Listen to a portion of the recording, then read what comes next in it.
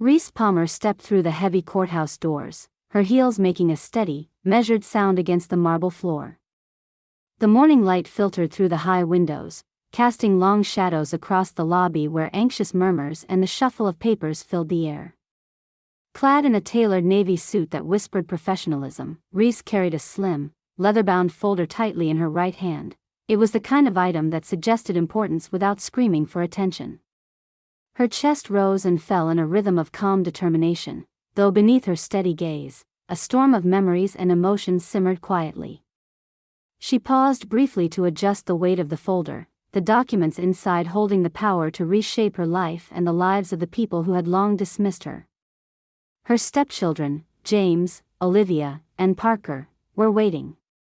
They had spent years sidelining her, treating her as an afterthought or a stranger. Despite the close family name, Reese had never truly been part of their world. The warmth she had sought with them was replaced by cold indifference, whispers behind closed doors, and barely concealed resentment. The courtroom was hushed when Reese entered, the sharp eyes of those present locking onto her as though expecting a spectacle. James sat rigid, his jaw clenched. Olivia's eyes flashed with quiet fury. Parker leaned forward, his sarcastic smirk veiling something darker. They viewed her as an interloper, a threat to the fortune they believed was theirs by birthright. Reese swallowed the lump in her throat before unfolding the folder on the lawyer's table. Words she had lived with for months were about to be spoken aloud, the court documents proving that the inheritance they once claimed now legally belonged to her. Their surprise rippled through the room like a sudden chill, framing the beginning of a confrontation that would change everything. The murmurs in the courtroom swelled into hushed whispers as the weight of Reese Palmer's revelation settled over the gathered spectators. The stepchildren sat rigid and stunned, not because the news was unexpected, but because none of them had imagined that Reese, the woman who had been dismissed for so many years, could wield such power now. James, the eldest and most outspoken of the three, was the first to break the tense silence. His voice dripped with accusation and disbelief as he addressed the room, though the sting was meant for Reese. "This has to be some kind of mistake," James said sharply, leaning forward in his chair. "How are you claiming control over all of Dad's estate? None of us were ever told about this. We've always been the rightful heirs." Olivia's eyes narrowed with cold contempt as she joined in, crisp and cutting. "You were never part of this family, Reese. We tolerated your presence, if only because we had to, but you've spent years manipulating your way towards something that isn't yours." Her voice was steady but venomous, echoing the bitterness that had long festered beneath each of their polished exteriors. Parker, the youngest, smirked with an arrogance that masked an undercurrent of unease. "I don't know what kind of game you're playing, but your time is up. You're not taking what belongs to us." Reese listened silently, her cheeks flushed but her composure intact. Her gaze flickered briefly to the judge, who watched the proceedings with a combination of curiosity and impartiality. Then, with a quiet voice that carried more strength than the echo of their accusations, she responded, "I'm not here to play games. I followed every legal step, every requirement. The documents I presented are legitimate and final. This inheritance is now in my control." A faint, scandalized gasp rippled through the court. The audience, once passive observers, began leaning forward in their seats, the atmosphere now electric with curiosity and judgment. James's hands clenched into fists, knuckles widening. "You expect us to believe you without proof? No one blindsides a family like this without some sort of deception." On the contrary, the court-appointed lawyer for Reese interjected smoothly, "The documents submitted have been reviewed and validated by several legal authorities. The late Mr. Palmer's will was amended to designate Reese Palmer as the sole trustee of the estate and the controlling party for all assets. This change was properly notarized and witnessed." Olivia's expression fell into silence, shocked but unwilling to accept defeat. The fact was undeniable, yet the bitterness in her eyes screamed otherwise. Reese felt a strange cocktail of emotions. There was relief, as if years of feeling invisible and ignored had suddenly lifted. But underlying the satisfaction was a quiet sadness, a realization of the cost this victory exacted. These people, her stepchildren, had rejected her, judged her unworthy of love or respect. Now, they were faced with the reality that she controlled what they believed was theirs and that reconciliation was not something she entertained. A few spectators whispered among themselves, their voices speculative and astonished. Some admired Reese's quiet strength, others seemed to pity the fractured family drama unfolding before them. The judge called for order, knocking lightly on the bench with her gavel. "Let us proceed with decorum," the judge said firmly. "Counsel for the defendants may present their arguments." James rose, his face tight with rage, but his words were measured, legalistic as he attempted to poke holes in the legitimacy of the documents. "We contend that these amendments were made under suspicious circumstances, without full family consent or transparency." Reese took a deep breath, deep in her chest, steadying herself against the swirl of emotions. She had anticipated this line of attack. There was no requirement for family consent. The documents were amended and executed with the full understanding of the law and in accordance with Mr. Palmer's final wishes. Olivia sneered. Final wishes? Or final manipulations? You've spent years ingratiating yourself, gaining Dad's trust to position yourself here.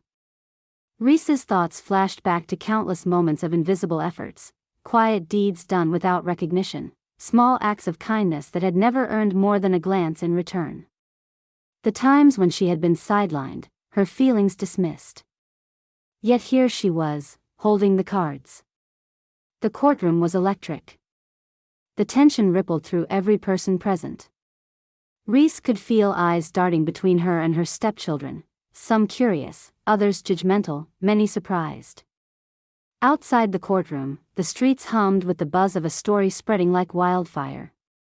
Reese had become a topic of whispered conversation in coffee shops, offices, and social media circles. The woman who had been ignored and dismissed now held control over a sizable fortune. What would she do with it? Would she finally extend an olive branch to the children she once tried to connect with? But Reese didn't want forgiveness. Not today. Her lawyer spoke softly to her as the room simmered. "Are you prepared for what comes next?" "This is just the beginning." Reese nodded, a steely glint in her eyes.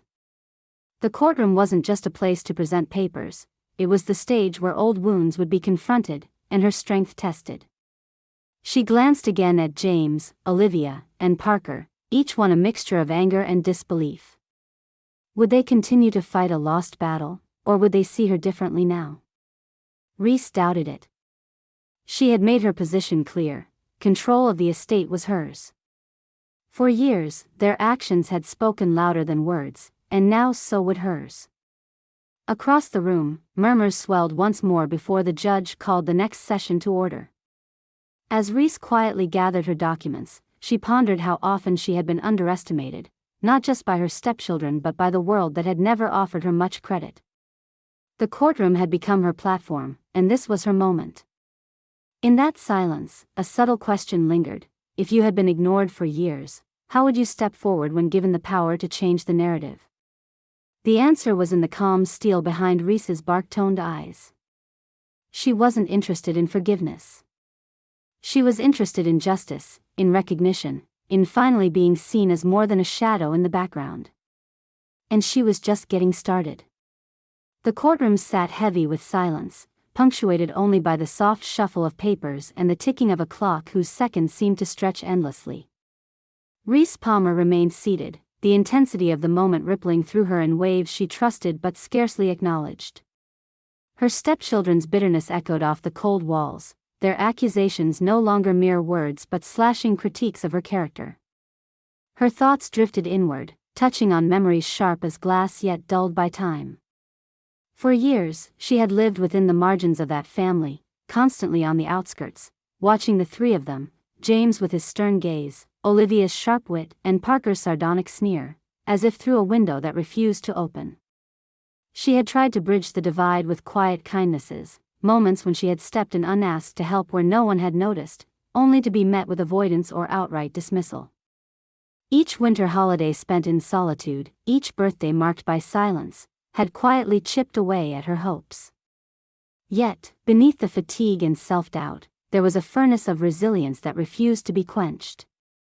Her silence was finally broken by the rising challenge from the legal counsel representing the stepchildren. The youngest of the trio, Parker, had recently taken a more active role in the proceedings, his voice harsh but trembling with the desperation of a man fighting to reclaim what he had long expected as his birthright. These documents, while legally binding on the surface, Parker argued, don't reflect the true spirit of Dad's wishes. We believe they were influenced by manipulation, or worse, undue pressure. His tone sought to convey moral outrage, but the underlying desperation was palpable. Reese's heart tightened momentarily, the sting of unspoken words and unseen sacrifices threatening to surface. Had she ever truly betrayed their father's trust? Or was her role in his life, unseen and uncelebrated, dismissed alongside her person? Yet she responded with measured resolve. Mr. Parker, the wishes documented in these legal amendments were the result of deliberate and clear decisions made by your father, with full aware consent and in presence of legal counsel. There was no coercion. These adjustments were made not in secrecy but with formal procedure and clarity. The room grew still, the weight of her statement hanging in the air. Olivia's sharp gaze bore into her, braiding scorn with disbelief. You speak about clarity, Olivia said, voice low and cutting, yet for years, you were barely a presence in our lives. How could anyone think you had a real place in our family? Her words portrayed not just anger but a deep-rooted resentment, a barrier built on years of silent neglect and assumed disrespect. Reese swallowed the lump rising in her throat, feeling the familiar ache of rejection. The question had haunted her often, was she trying too hard, hoping for something that was never meant to be? Was her insistence on connection, on mutual respect, an illusion? That moment of vulnerability, however, was fleeting. She steadied herself with a resolve that had been forged through years of quiet endurance. I didn't seek to replace anyone, she whispered. I sought only to build a foundation, to support and protect the family Dad cared deeply about. Each step I took was with his knowledge and blessing, even if unseen by many. James, who had remained silent until now, finally stood, his face a mask of controlled fury. Support? Your support came from behind the veil, ropes attached to this fortune. You cultivated your position strategically, and now you wield it as leverage against us. The accusation was harsh, but Reese's eyes did not falter. She knew that beneath James's bitterness lay a fear, of loss, of redundancy, of unfulfilled expectations. She could almost see the younger versions of them, bright and secure, their identities tied firmly to inheritance and legacy. I have no desire to wield leverage, she said calmly. This is about stewardship, responsibility. Your father trusted me to carry this burden because he believed I would honor his intentions. A court-appointed mediator attempted to ease the escalating tension, but the atmosphere remained electric. The stepchildren's frustration was evident to all present, not merely because they were losing control over wealth but because they were confronting an uncomfortable truth. Reese Palmer was no longer an outsider to be ignored or scorned. She had become a central figure, a gatekeeper to their expected futures. As the session drew toward a close, a further complication arose. Reese's lawyer stood, presenting additional clarity on her plans for the estate, news that only deepened the stepchildren's shock. Reese Palmer intends to establish a charitable foundation in her late husband's name, dedicating substantial parts of the fortune to philanthropy. This decision reflects a commitment to preserving his legacy beyond personal gain. The impact was immediate. Olivia gasped softly, a flicker of uncertainty clouding her defiance.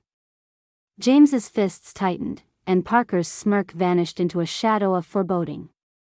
Their expectations of an easy windfall shattered, replaced by the stark reality of a future altered beyond their imagining. Reese watched their reactions, a quiet sadness mingling with her triumph. She was not indifferent to their pain, but her loyalty was to the man she had loved and to the sincerity of his wishes, not to their sense of entitlement. As the courtroom emptied, an unspoken tension lingered between Reese and her stepchildren. Eyes met briefly, less in anger now, more in the cautious assessment between adversaries whose battlefield had become a place of irrevocable change. Outside the courthouse, Reese breathed in the crisp afternoon air, the weight of adrenaline ebbing but the certainty of her position solidifying. The years of being overlooked, underestimated, and judged without cause had culminated in this crossroads. Would she embrace the mantle thrust upon her with grace or become the very thing her stepchildren feared? Her resolve deepened with the knowledge that this was not the end but the beginning of a path that demanded strength, patience, and unwavering conviction. The question remained, in a world quick to judge outsiders, how does one reclaim dignity when recognition arrives hard-won and at great personal cost? Reese knew the answer lay not in remorse or forgiveness. It was in standing firm, claiming her place, and letting truth speak louder than past misunderstandings. The final gavel echoed, a reminder that the courtroom was merely the stage. The real work had yet to begin. If you've ever found yourself underestimated or dismissed, how far would you go to redefine your story? The days that followed the courtroom confrontation were charged with anticipation and quiet tension. Reese Palmer's determination had become a force not easily dismissed, and the ripple effects of her newfound authority extended far beyond legal papers and cold court halls. She moved through this new reality with a poised certainty, well aware that to truly command respect, she would need to go beyond the sterile language of documents and litigation. Plans were underway for a formal announcement, one that would introduce the charitable foundation she intended to establish in honor of her late husband. The event was to be held in one of the city's grandest halls, a venue chosen purposely for its elegance and prestige. It was more than a mere announcement, it was a statement, a declaration that Reese was stepping fully into her role as custodian of a legacy that went far beyond money. The stepchildren, meanwhile, grappled with the upheaval they faced. James's pride was bruised, his carefully constructed world rattled by Reese's emergence. Olivia's skepticism only deepened, her thoughts consumed by the idea of a woman who had been an afterthought suddenly commanding their attention. Parker oscillated between open hostility and forced politeness, the tension within him barely concealed. As the day approached, Reese's reflections grew increasingly introspective. She silently rehearsed her speech, not just preparing words but aligning her heart. What she intended to convey was more than the surface-level business of money. She wanted to share the untold stories, the quiet, steadfast support she had offered her stepchildren throughout the years. When the night of the event arrived, the grand hall shimmered with low, warm light. The crowd was a mix of influential guests, board members, family acquaintances, and the media, each eager to witness how Reese would navigate this complicated web of legacy and family. Cameras flickered softly, whispers fluttered like moths, and all eyes gradually turned toward the stage. Reese stepped forward, composed yet vulnerable in her vulnerability. She began by acknowledging the purpose of the foundation, to benefit causes close to her late husband's heart, including education and community support. Then, without faltering, she began to share personal anecdotes, revealing layers of herself and her relationship with the family that had gone unnoticed and unappreciated. "I've spent many years loving this family from the sidelines," Reese said quietly, her voice steady and genuine. "There were moments when my efforts went unseen, when decisions and deeds were made without recognition. But I stood quietly in the background, supporting, caring. I helped Olivia with her college applications, James through difficult career transitions, and Parker when he faced challenges they didn't see." The room seemed to lean in, the air thick with a mixture of surprise and disbelief. The stepchildren's faces flickered through emotions, a painful recognition, an unspoken apology shadowing their eyes. The public, witnessing a side of Reese they had never seen before, softened in their judgment. A respectful hush fell over the audience when Reese concluded, her words simple but impactful. "I don't seek forgiveness. I seek understanding, a chance to be more than a shadow in your story. The foundation is not just a reflection of my late husband's wishes but also a chance for us to build something together, genuinely and honestly." The effect was palpable. A wave of murmurs passed through the audience, some guests nodding thoughtfully. Even the stepchildren found themselves caught in a moment of introspection, compelled to reevaluate long-held perceptions. James broke the silence hesitantly. "Reese, I didn't know," he stammered, his voice stripped of its usual edge. Olivia's usual sharpness was tempered by vulnerability. "We were wrong not to see what you were doing." Parker, too, looked uneasily humbled. "Maybe we judged too quickly." Before Reese could respond, a reporter from the back called out gently, "Miss Palmer, now that the foundation is public, how do you envision working with your stepchildren going forward?" Reese paused, choosing her words with care. "Our past is complex," she said thoughtfully, "but I believe in moving forward with honesty and respect. Family is more than shared blood, it's about commitment, care, and trust. I hope this foundation can be a bridge for us." The crowd erupted into polite applause, the atmosphere shifting from confrontation to cautious hope. The evening was no longer about inheritance disputes but about possibilities, about healing old wounds and building anew. Backstage, Reese's lawyer approached quietly. "You handled that beautifully. Your story changed the narrative." She smiled softly, the exhaustion and relief mingling within. Yet she knew this was just the start of a longer journey, one that required patience and resilience. Meanwhile, among the stepchildren, conversations stirred with newfound understanding. Though old resentments did not vanish overnight, Reese's revelations opened doors previously shut tight. If you've ever felt invisible or misunderstood, have you considered the power of sharing your true story rather than waiting for others to see it for themselves? Sometimes, revealing our quiet truths can be transformative. As the night drew to a close, Reese stood by the window, looking out over the city lights. The echoes of the past remained, but so too did the promise of change. She had reclaimed her voice and her place, not through anger or revenge, but through vulnerability and strength. The foundation was just a beginning, a chance to rewrite the meaning of family and legacy, on her own terms. The courtroom was quieter than before, the air heavy with long-held tension transformed into something almost reverent. Reese Palmer stood at the center, poised and firm, the fullness of her journey evident in the steady way she held herself. The culmination of months of behind-the-scenes legal battles, whispered resentments, and unacknowledged kindnesses was about to be witnessed, and acknowledged, by all who had long overlooked her. As she addressed the gathered assembly, her voice was steady but charged with the weight of everything left unsaid in the past. "This inheritance," she began, "is more than a sum of money. It reflects the values and hopes of my late husband. These are legacies not just to be possessed but to be honored and nurtured. My role as trustee is one I accept with deep responsibility and respect." Her stepchildren, James, Olivia, and Parker, listened silently. The often brash faces that had been etched with anger and disdain softened subtly, the rigidity of their stances giving way to glimpses of understanding and remorse. They now faced not just a woman who had outmaneuvered them legally but someone who had carried the unseen burdens of family loyalty and sacrifice for years. The impact of Reese's words extended beyond family grudges.